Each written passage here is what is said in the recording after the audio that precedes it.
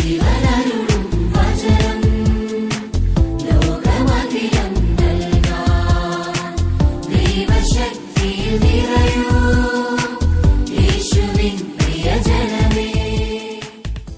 കർത്താവിൻ്റെ അതിപരിശുദ്ധ നാമം വാഴ്ത്തപ്പെടുമാറാകട്ടെ. എല്ലാ പ്രിയപ്പെട്ടവർക്കും വചന ലോകത്തിലേക്ക് സ്വാഗതം. നമുക്ക് ഒരൊറ്റ ജീവിതമേ ഉള്ളൂ. ഈ ജീവിതം ഒരിക്കലും ദുഃഖിച്ചു തീർക്കുവാനുള്ളതല്ല. ഈ ജീവിതം നമുക്ക് സന്തോഷിച്ച് തീർക്കുവാനുള്ളതാണ്. ഫിലിപ്പി ലേഖനത്തെ പൗലോസ് ശ്ലീഹ പറയുന്നു, നിങ്ങൾ എപ്പോഴും സന്തോഷിക്കണം. എങ്ങനെ സന്തോഷിക്കണം?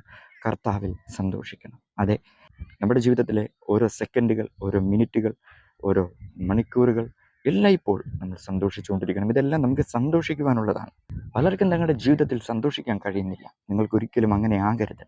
കാരണം കർത്താവ് പറയുന്നു, നമ്മളെപ്പോഴും സന്തോഷിക്കണം. കർത്താവിൽ എപ്പോഴും സന്തോഷിക്കണം. അതെ, നമ്മുടെ ജീവിതം ക്രിസ്തുവിൽ കേന്ദ്രീകൃതമാണെങ്കിൽ, നമ്മുടെ ജീവിതത്തിൻ്റെ ഉറപ്പ് ക്രിസ്തുവാണെങ്കിൽ, നമ്മൾ ക്രിസ്തുവിൽ ഉറച്ചു നിൽക്കുകയാണെങ്കിൽ നമുക്ക് എല്ലാ മേഖലകളിലും സന്തോഷിക്കാൻ കഴിയും. ഏതൊരു അനുഭവത്തിലാണെങ്കിലും, ഏതൊരു അവസ്ഥയിലാണെങ്കിലും എന്നെ കേൾക്കുന്ന പ്രിയ ദൈവ പൈതലേ, ഇന്ന് നിങ്ങൾക്ക് സന്തോഷിക്കാൻ കഴിയുന്നില്ല എങ്കിൽ, ഇന്ന് നിങ്ങൾക്കൊരു ആശ്വാസം കണ്ടെത്താൻ കഴിയുന്നില്ല എങ്കിൽ, ഇന്ന് നിങ്ങൾക്ക് ഈ ഒരു അവസ്ഥയെ തരണം ചെയ്യാൻ കഴിയുന്നില്ല എങ്കിൽ, ഇന്ന് ഞാൻ നിങ്ങളോട് വ്യക്തമായി പറയട്ടെ, ഈ അവസ്ഥയിൽ കർത്താവ് ഈ നിമിഷം നിങ്ങൾക്ക് ജയം തരും. ഈ അവസ്ഥയിൽ നിന്ന് നിങ്ങൾക്കൊരു മോചനം തരും. അതിന് നമ്മൾ എന്ത് ചെയ്യണമെന്നറിയാമോ? നമ്മുടെ മനസ്സിനെ നമ്മൾ പറഞ്ഞു പഠിപ്പിക്കണം, എപ്പോഴും സന്തോഷിക്കണം. നമ്മൾ ക്രിസ്തുവിൽ എപ്പോഴും സന്തോഷം കണ്ടെത്തണം. ദൈവം തൻ്റെ സദൃശ്യത്തിലും സ്വരൂപത്തിലുമാണ് മനുഷ്യനെ സൃഷ്ടിച്ചത്. സദൃശ്യവും സ്വരൂപവും എന്ന് പറയുന്നത് അനുഗ്രഹം നിറഞ്ഞതും ആരോഗ്യം നിറഞ്ഞതും സമാധാനം നിറഞ്ഞതും സന്തോഷം നിറഞ്ഞതുമായ ഒരു ജീവിതം. ദൈവം അങ്ങനെയായിരുന്നു. ആയതിനാൽ ദൈവം അങ്ങനെയാണ് മനുഷ്യനെ സൃഷ്ടിച്ചത്. പിന്നെ എവിടെയാണ് ദുഃഖം വന്നത്? ദൈവം മനുഷ്യനെ സൃഷ്ടിച്ചപ്പോൾ അവൻ്റെ ജീവിതത്തിൽ ദുഃഖമില്ലായിരുന്നു. എന്നാൽ എവിടെയാണ് അവനിൽ ദുഃഖം കയറി വന്നത്? അവൻ ദൈവത്തിൻ്റെ വഴിയിൽ നിന്നും വ്യതിചലിച്ച് പാപത്തിലേക്ക് പോയപ്പോൾ അവൻ്റെ ജീവിതത്തിൽ കയറിക്കൂടിയ ഒന്നാണ് ദുഃഖം. അങ്ങനെയാണ് സന്തോഷം മനുഷ്യന് നഷ്ടപ്പെട്ടത്. ദൈവം സൃഷ്ടിച്ചതിൻ്റെ അകത്ത് ദുഃഖമില്ലായിരുന്നു, മനക്ലേശമില്ലായിരുന്നു, വേദനകളില്ലായിരുന്നു. ദൈവം മനുഷ്യനെ സൃഷ്ടിച്ചത് ദൈവികമായ സന്തോഷത്താലാണ്. എന്നാൽ അവൻ്റെ ജീവിതത്തിൽ കയറിപ്പറ്റിയ ഒന്നാണ് ദുഃഖം. ആ ദുഃഖം മനുഷ്യനെ പിടിവിടാതെ ഇന്നും അലട്ടിക്കൊണ്ടിരിക്കുകയാണ്.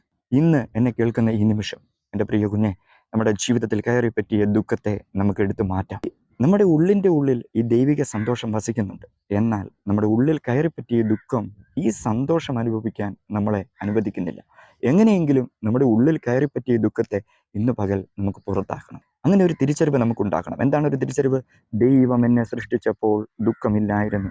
ദൈവം എന്നെ സൃഷ്ടിച്ചത് തൻ്റെ സന്തോഷം പകർന്നാണ് എന്നൊരു തിരിച്ചറിവ് നമുക്കുണ്ടാകണം.